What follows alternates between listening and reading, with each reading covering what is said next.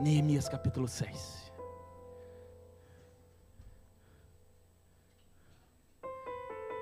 Dorekamamamasta. Derebababanasta.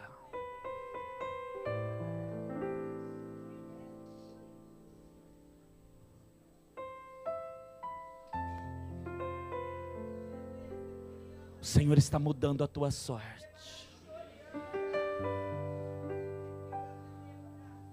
O lençol vai ser aberto.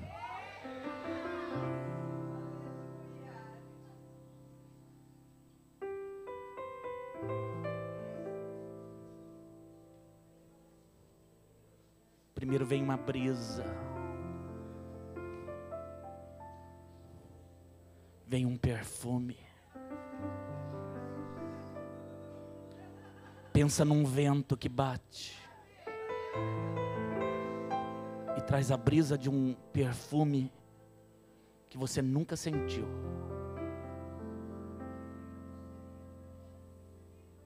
Junto com o perfume tem contentamento. Seus olhos são purificados. E Ele está enxugando toda lágrima.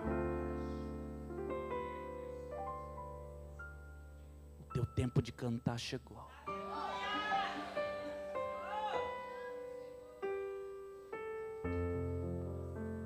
Eu conversava com um homem essa semana. E eu dizia para ele: onde você esteve que eu não te vi por um tempo?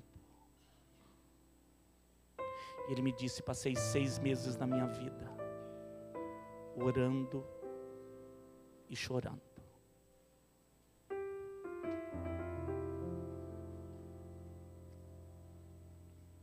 Eu não tinha forças para sair da minha casa. Eu havia pendurado a minha harpa. Volta a buscar a tua harpa, querido.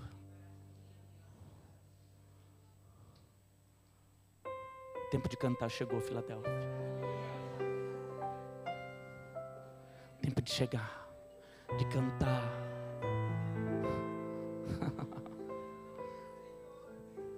Os adolescentes se alegrarão. Os jovens se alegrarão. As famílias inteiras se alegrarão.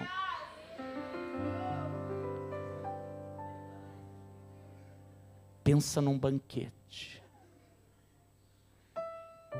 Pensa numa festa. Porque eu não sei se você sabe, querido, até no dia que Ele vem te buscar vai ser com festa, viu? Você tem um Deus festeiro. É claro que no bom sentido, eu não estou falando da festa do mundo. Estou falando que no dia da vitória Ele manda soar a trombeta. Ele prepara a dança. A som de música no ambiente em que o rei está. Tanto é verdade que o espírito imundo sai. Ele não suporta. Manda chamar o tocador. Manda chamar alguém feliz. Aliás, tem alguém aqui feliz?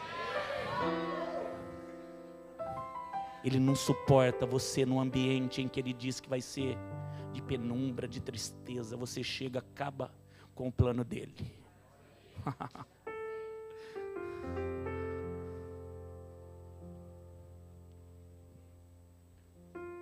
O plano de Deus para nós tem começo, meio e não tem fim.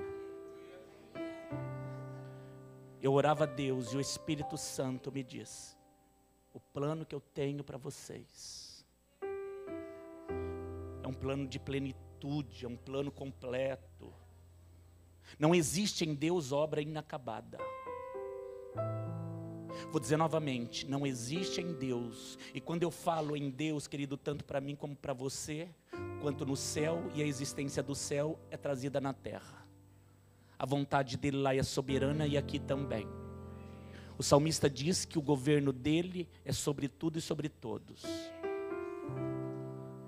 Ele não tem uma obra completa no céu e inacabada na terra. O plano dele, uma obra completa no céu uma obra completa na terra. Não é um Deus que faz divisão. Pense nisso. Não é um Deus que faz divisão. Enquanto aqui uma obra, enquanto lá outra obra, não. Tudo coopera. Está tudo cooperando para um plano muito maior. O começo desse plano é o quê? A sua criação. Quando você foi criado, quando você foi pensado, querido. E olha que Deus pensou com muito cuidado para trazer você. Igual a você não há ninguém. Vou dizer novamente, igual a você não há ninguém. Olha como Deus em toda a eternidade pensou num indivíduo que seria único para viver nessa geração. O plano inicial era criar você como Ele criou, fazer você nascer como você nasceu.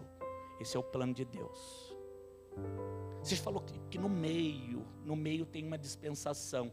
Qual é essa dispensação? A vida aqui na terra. Esse é o meio. O começo, o início, o trazer você à existência. Você já existe, diz amém. Diga para o teu irmão, glória a Deus, você existe. Aleluia. Aleluia. Glória a Deus, você existe, amado. Amém, amado. Olha, você pensou que você ia dizer isso para essa pessoa aí do teu lado? Mas nunca, pastor. Então, diz com contentamento para ela, glória a Deus, você existe. Aleluia. Dani, glória a Deus, você existe. Oh, meu Deus, nunca pensei que eu ia dizer isso para ele. Esse é o começo. É quando Deus traz você à existência. Um indivíduo. Ai, pastor, mas tem tanta gente. Ai, querido, para com esse pensamento do mundo. Pensa em você, indivíduo. Não estou falando de orgulho, não. Estou falando de verdade. A verdade é que igual a você não há ninguém. Não houve e não haverá. Você é único. Diga para o teu irmão, meu irmão, você é único.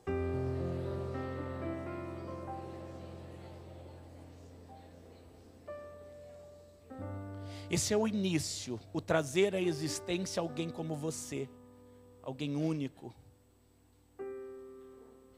O meio dessa história, porque Ele é um Deus de começo, meio e não tem fim. O meio dessa história, o meio é a vida aqui na terra. Ela é importante porque na sua criação, Ele disse, eu vou dar livre-arbítrio a você. Para viver esse meio, esse tempo, essa dispensação, chamada vida terrena. A vida terrena determina o que você vai viver lá na frente. E dos dois lados existem a eternidade. A Bíblia diz eternidade no céu, com Deus, ou eternidade, querido, no inferno, onde há ranger de dentes, onde há uma dor incomparável. Também eterna. Afim, não afim a história. A verdade é que a vida aqui na terra determina para nós o que nós vamos viver lá adiante. Os que sabem e reconhecem Ele como Senhor, é fato.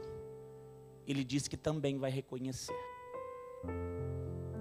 Não são aqueles que dizem simplesmente Senhor, Senhor, mas aqueles que andam uma vida debaixo do senhorio dEle. É diferente, é muito diferente. O dizer Senhor e não andar debaixo do senhorio dEle é completamente diferente. Tem aqueles, querido, que não chegam a declarar, humanamente falando, tu é o Senhor, mas eles têm uma posição de senhorio sobre a vida deles. Eles se curvam, eles se rendem. Eles têm um coração realmente, totalmente rendido ao Senhor que eles têm. Uma igreja que tem aprendido isso, a descansar, porque só uma coisa me basta. Eu tenho orado a Deus e eu orei hoje dizendo, Pai, me ensina a ser um homem de uma coisa só.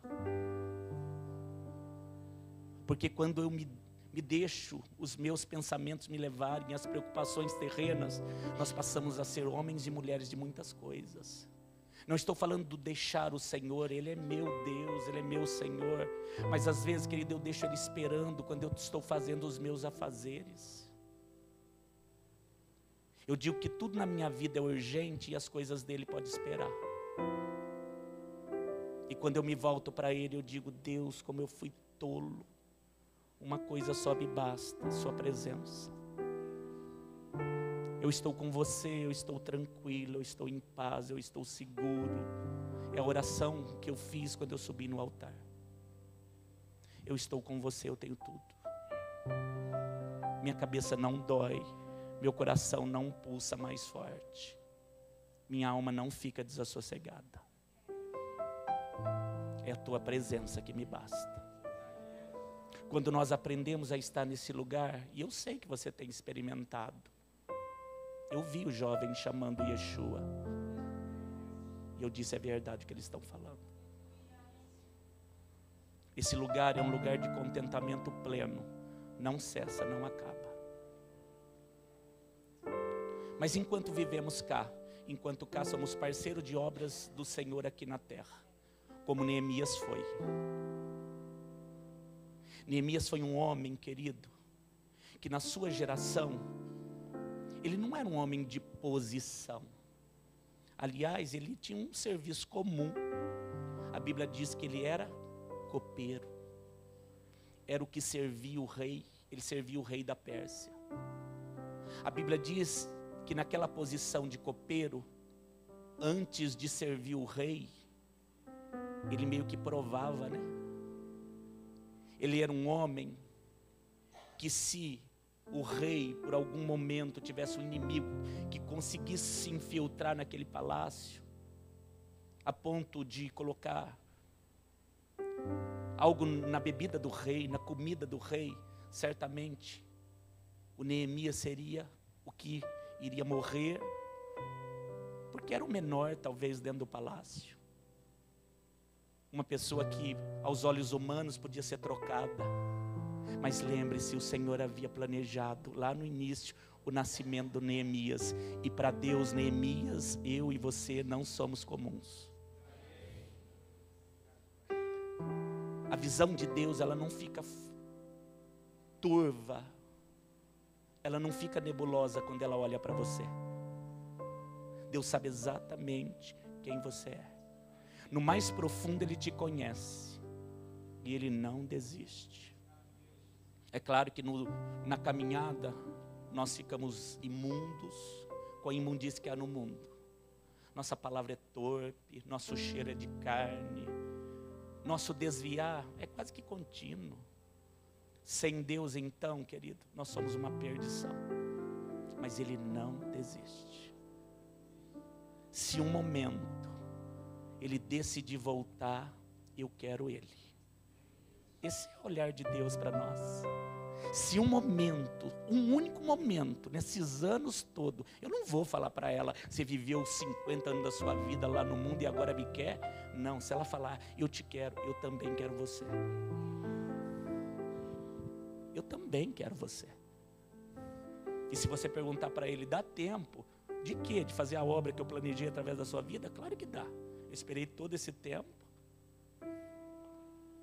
E é assim que Ele faz. Ele fica olhando para a terra para encontrar homens e mulheres que na geração em que nós estamos, nas gerações passadas e nas que virão, alguém realmente comprometido com o reino dEle.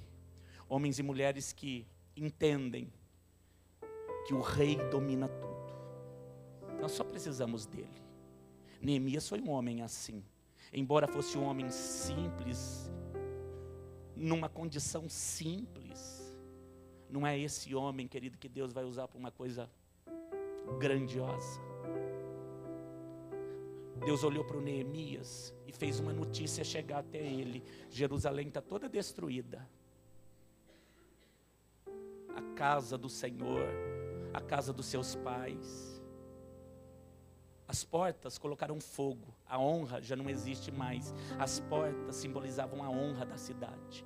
Já não existe honra lá mais. E a Bíblia diz, querido, que ele chorou, que ele se entristeceu, a ponto do rei, que nunca havia havia visto ele triste. Se você ler depois os capítulos anteriores, você vai ver, isso me chamou a atenção. O rei nunca percebeu o Neemias triste. Isso me ensina, isso te ensina.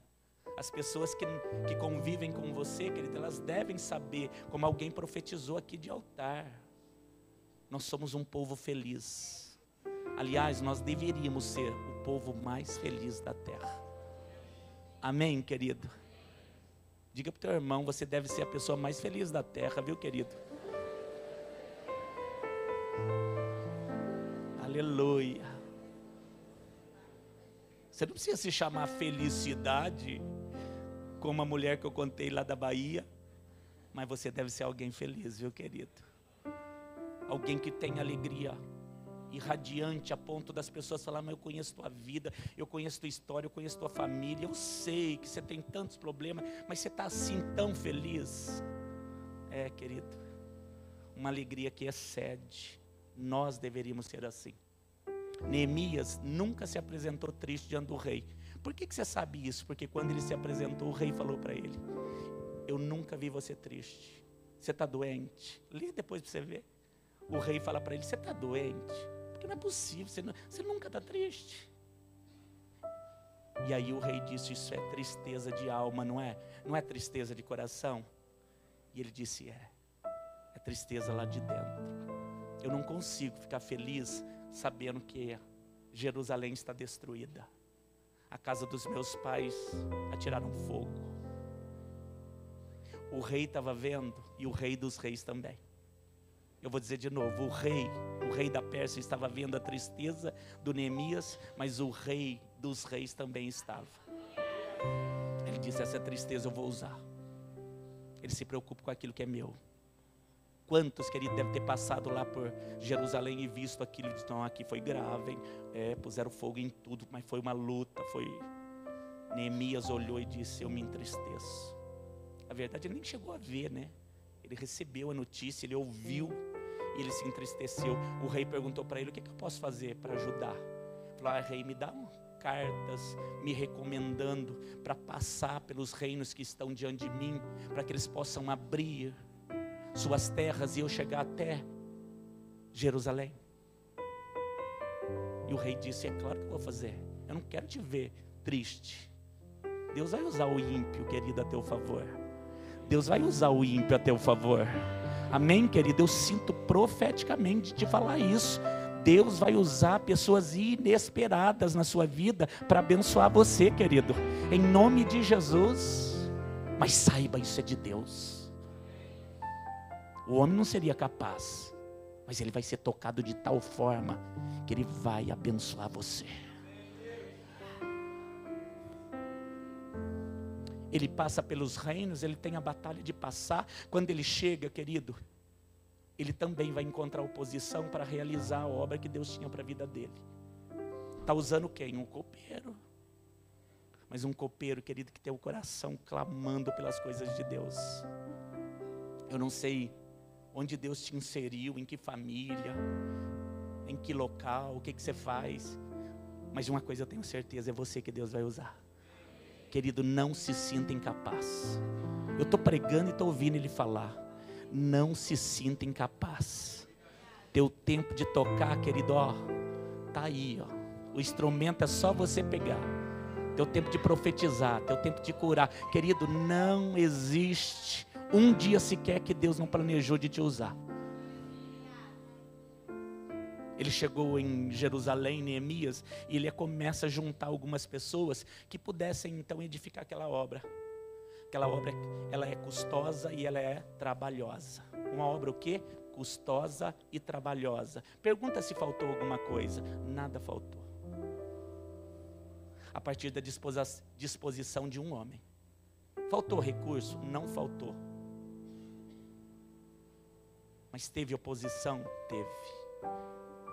A oposição, querida, ela começa a partir do momento em que Neemias se levanta e ele reúne algumas pessoas que pudessem ajudar naquela obra. A palavra de Deus diz que Sanbalate e suas turmas, eles foram lá de oposição, mas a oposição do inimigo, no começo da obra, o inimigo disse, é quase impossível alguém levantar isso aqui. Então eles começam zombando. O inimigo começou como? Zombando. E ele disse: fracos judeus, vocês vão fazer? Levanta isso daí, daqui a pouco uma raposa vem, dá com o rabo dela aí, e cai toda a muralha que vocês estão fazendo. Eles começaram zombando. Parece a nossa história, querido. Quando você vai recomeçar, o inimigo zomba. Você tem que estar convicto, irmão. Você vai passar por esse ciclo de zombaria do mundo. Você vai se levantar, querido. Você vai se levantar. Dentro de mim eu estou cheio de uma ira do Senhor para dizer: você vai se levantar. Passa pelo ciclo da zombaria, querido. Passa por esses homens cheios de impiedade que zombam de você. Você vai se levantar. Diga para o teu irmão: você vai se levantar, querido. Aleluia. O Senhor só precisa, querido, que você se disponha a fazer. Acredite. Coloque um alvo dentro de você. Um algo, querido, que ninguém é capaz de tirar. Eu vou voltar, vou atravessar esses reinos. Vai ter oposição, mas eu vou fazer a obra que Deus me chamou para fazer. Eu sou o único nessa terra. O que você falou? Sou único. Diga para o teu irmão: para fazer essa obra eu sou único. Pode falar para o seu irmão, querido: para fazer essa obra eu sou único. Se você insistir em dizer não, e que não quer ser usado, e que se você começar a dizer a respeito do seu pecado, sua posição, seu pouco dinheiro, querido, no seu livre-arbítrio você vai decidir o final, onde é o caminho que você vai seguir. Porque não é pelo dinheiro que você vai fazer, até sem dinheiro você vai comprar. Recebe em nome de Jesus. Até sem dinheiro você vai comprar. E vai pagar? Claro que vai pagar, querido. Porque tem aqueles que entendem errado a palavra, né? O pastor mandou comprar e falou sem dinheiro. Vai lá, faz a conta e não paga. Não, querido, sem dinheiro. É claro que é uma expressão bíblica. Não tenho dinheiro para sonhar? Sonhe primeiro. Porque o recurso eu vou te mandar. Eu dizia, querido, essa semana, eu nunca vi, querido, uma igreja ser tão abençoada como você está sendo, Filadélfia. Toda semana eu unjo chaves de apartamento, chaves de casa, chaves de carros. Toda semana.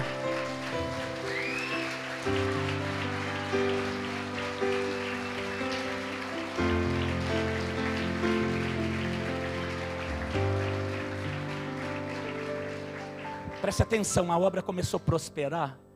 Neemias começou a edificar. Aqueles que eram oposição deixaram de zombar. E agora eles começaram a se preocupar. A obra está seguindo. Eles começaram então a inventar mentiras. Depois de zombar, querido, vem um ciclo lá de mentira. E eles tiveram que enfrentar isso também. Depois das mentiras, querido, veio um ciclo, ou um tempo, estou chamando de ciclo, mas são as artimanhas que o inimigo vai colocando diante da obra que é de Deus.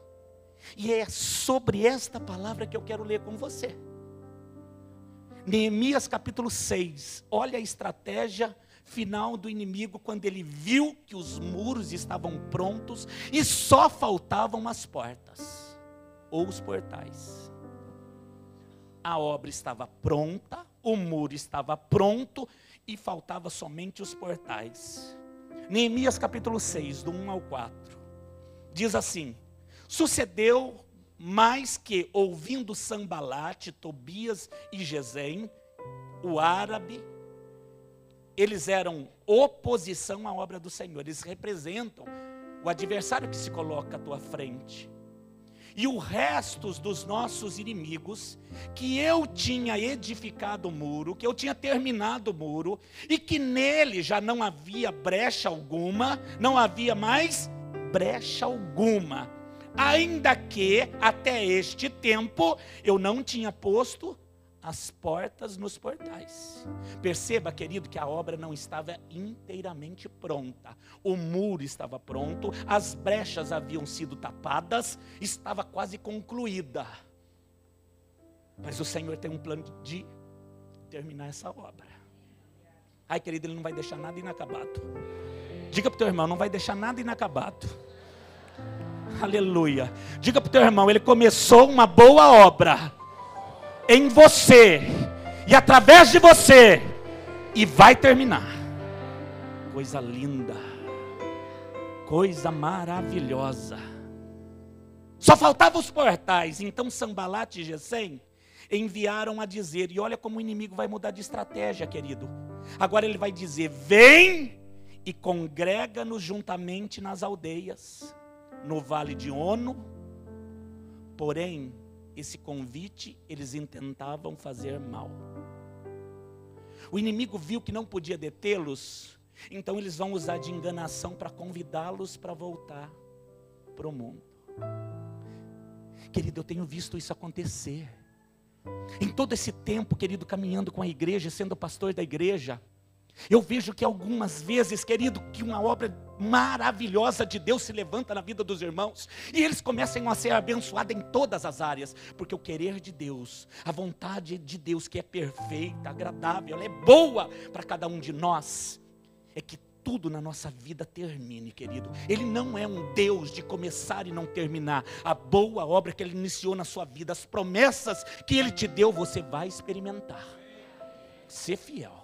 Ser fiel, seja convicto, coloque a tua visão naquilo que Deus te entregou e vai até o fim, querido. Vai haver oposição? Claro que sim. O inimigo vai mudar de estratégia para deter você, muitas vezes. Mas eu estou convicto, pastor, que Deus falou vai acontecer. Se você ler os capítulos antes, você vai ver, eles zombaram, eles mentiram, eles jogaram pedras, eles se levantaram contra, mas quando eles viram, querido, que a obra estava quase terminada, eles mudaram a estratégia. Ao invés de ser contra, vamos dizer que são a favor, vamos convidá-los para vir para o nosso meio. E não é que às vezes nós aceitamos o convite? Querido, você está prosperando, você está indo tão bem. Diga para o teu irmão, você está prosperando. Você está fazendo a vontade do Senhor. Você está indo tão bem. Pode ser que nesse momento da tua vida os convites surjam. Participa lá, mas fica aqui também. Vamos dividir essa atenção. Eu gosto tanto de você. Fica um pouco na igreja, tá? Já que você não sai daquela Filadélfia. Fica um pouco aqui no mundo também. Desce. Vamos dividir as atenções. Querido, você sabe que para o inimigo dividir a atenção é um bom negócio. Alguns dizem pelar, pecar. Fazendo um pouco da vontade de Deus, um pouco da vontade do mundo, do inimigo. Eu não faço, pastor, mas do mundo, né? Não é assim que nós falamos? Querido, que eu tenho visto de homens e mulheres que a obra está quase completa, só faltam as portas. Eles aceitam o convite do inimigo. O Deus que te fez prosperar, enquanto você colocava a primeira pedra, querido. Lembra do teu começo, do teu início? Lembra, Douglas, do teu início? R$400 que você falou? Lembra do teu início, querido? Você lembra do teu começo? A Bíblia diz que nós não devemos desprezar os pequenos começos. Todos nós temos uma história para contar de pequenos começos. Quantos aqui tem? Mas a obra é completa. Tem começo, tem meio, viu, Léo e Gabi? E não tem fim. Eu vejo tanta prosperidade de Deus sobre a vida de vocês. Pastor, tem tão pouco, eu tenho vivido uma vida assim contada, e eu sei que é verdade. O inimigo tentou roubar sua família, Léo. Ah, como esse Deus já deu ordem para devolver tudo.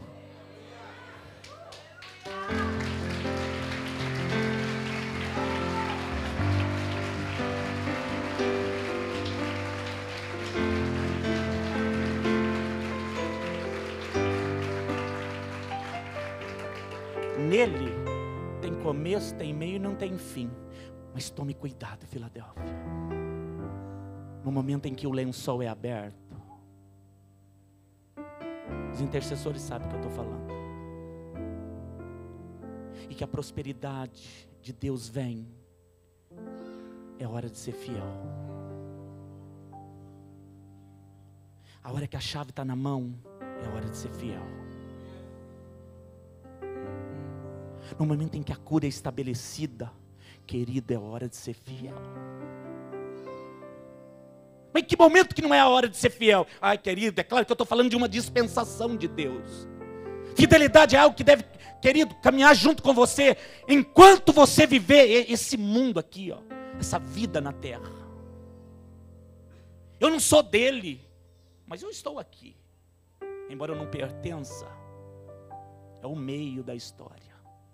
E esse meio vai determinar a minha eternidade. Enquanto cá, vai vir convite, querido. O mesmo que jogou pedra está convidando. Acontece. E se você não se atentar, daqui a pouco você está igualzinho eles de novo. Você está fazendo as mesmas coisas que eles fazem. Agora você só divide a atenção, né? Um pouco de Deus, um pouco para os meus amigos. Um pouco para Deus, um pouco para o mundo. Mas o plano do Senhor é esse? Ah, não é, viu, querido? Não é. Quanto mais eu tenho andado nele, mais ele tem dito, mais perto. O que você falou? Quanto mais eu tenho andado nele, ele tem dito, mais perto. Mais perto. Mais perto. Eu digo, já não está bom não, mais perto. Mais perto. Mais perto. A ponto de que eles já não vejam mais você, só veja eu. Tão perto, a ponto de não ver mais você. Quando olharem, mas parece que é a Érica ou é Jesus nela? Tão perto, que já não vão mais me ver. A obra só faltava os portões. Ela estava quase acabada, a brecha já havia sido fechada. E o inimigo viu, querido, depois você lê para você ver o contexto. Os mesmos que zombavam, mentiram, apedrejaram, fizeram todo tipo de oposição, vendo a obra acabada, eles disseram, vamos chamar eles para descer. Por que descer? Porque Jerusalém estava num monte. Aliás, a casa de Deus é num monte. Vamos subir. O que você está falando? Estou falando do céu agora. Pronto, voltei para a terra. Não tire os seus olhos do monte. Não tire os seus olhos do monte. Porque a terra vai te convidar para muita coisa. A terra vai te convidar para muita coisa. Ai, pastor, e é coisa ruim? É boa, às vezes a terra convida para coisa boa, que a carne gosta. Não estou falando que é ruim o convite. É por isso que eu tenho que estar convicto de coisas maiores. É bom, mas passa rápido. É bom, mas daqui a pouco eu tenho que ter outra dose, porque isso aí passa rápido. Eu estou em busca de uma dose eterna. Estou em busca de algo que não vai terminar. Mas sente quando chegar lá? Não, já sente aqui. Já é uma coisa boa aqui. Mas é o respingo. É o pão que talvez caia da mesa. Porque no banquete, nas bodas, eu vou estar daqui a pouco. Você também? Você foi convidado? Você foi convidado, querido? Ah, não vai fazer carinha de triste e dizer, não sei de nada. Não, eu fui convidado. Você foi, querido? Diga para o teu irmão, você foi convidado para as bodas do Cordeiro?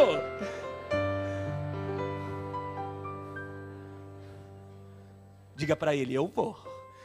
Eu vou. Aleluia. Glória a Deus. Isso é o quê? Isso é uma obra maravilhosa. O quê? Uma preparação para estar nas bodas do Cordeiro. É um meio para viver aquilo que é para sempre e eterno. Fizeram um convite para o Neemias. Desce, vem aqui, vamos congregar junto. Aleluia, verso 3. E enviei-lhes mensageiros a dizer: olha que homem convicto. Eu estou fazendo uma grande obra, de modo que eu não poderei descer. Por que cessaria eu esta obra, enquanto eu descesse, fosse eu ter convosco? E da mesma maneira, Neemias diz, enviaram a mim o convite 4 vezes, querido. Olha como o inimigo é sagaz. 4 vezes mandando o convite: desce, sai daí, vem aqui. Mas da mesma maneira eu lhes respondi. Essa palavra é para nós, amados. Nós estamos fazendo uma grande obra. Eu estou convicto que eu fui chamado para uma grande obra. Pastor, você está falando da comunidade de Filadélfia? Ela faz parte, mas é algo que excede. Sua família? Minha família é tudo de bom. Agradeço a Deus todos os dias. Mas é uma obra que excede a minha família. Estou falando de algo que eu estou convicto, querido. O céu será a minha morada. Todo convite que for para me desviar desse algo que eu tenho dentro de mim, estar com Ele para sempre, eu vou rejeitar. Existem muitos convites para os jovens. Vocês acabaram de sair de um acampamento, não é verdade? Vocês estão cheios. Existem homens e mulheres aqui que estão certos da obra que Deus tem para eles. Abandonar esse caminho, pastor, não abandono. Mas isso não significa que os convites não vão chegar. Os convites chegam todos os dias. E aí, querido, o dizer sim ou dizer não, é o seu coração quem vai responder. Neemias disse: eu estou fazendo uma obra grandiosa. Olha, manda dizer que não me interessa, porque eu não tenho tempo nem para ir conversar com o mundo. Essa deveria ser a nossa posição. Eu estou sendo parceiro do Espírito Santo para fazer uma obra maravilhosa aqui na terra. Mas o mundo está te convidando. Ai, diz que não interessa.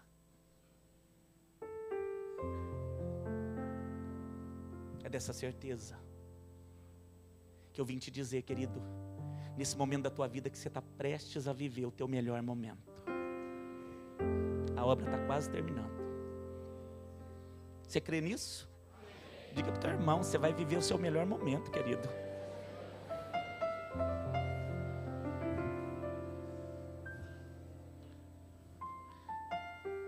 Que obra é essa que nós estamos fazendo?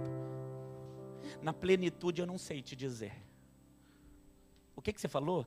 Na plenitude eu não sei te dizer. Porque todos os dias Deus me surpreende. A você também? Todos os dias Ele tem me surpreendido. Então para mim basta saber que tem a ver com o reino dEle. Amém, querido? Você é o representante dEle aqui em Jaguariúna. Olha que honra, amado. Que coisa poderosa. Você é o representante do Senhor lá na tua casa. Você é o representante do Senhor lá no teu trabalho. Você é o representante do Senhor lá na tua cidade. Querido, você pode não ser o mais conhecido da tua cidade, mas para Deus você é o único. Pastor, eu sou um copeiro, um desconhecido. Mas se eu falar para você que é você que Ele vai usar. O que precisa? Um sim. Eu creio. Eu creio. Quantos aqui creem que a obra é poderosa? E que Ele vai te usar?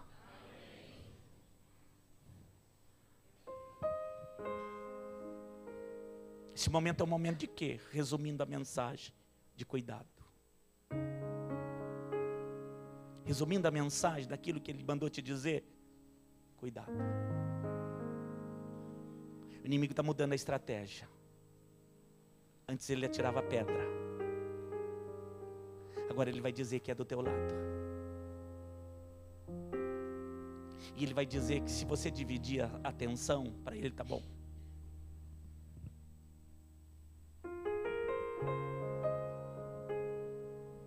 Eu sou 100% de Jesus agora. Não estou falando de alguém perfeito. Estou falando de alguém que decidiu ser dele. Amém, amados? E se isso acontecer, a obra será completa. Diga, tem começo. Diga com convicção, tem começo, tem meio e não terá fim. É lindo isso, né?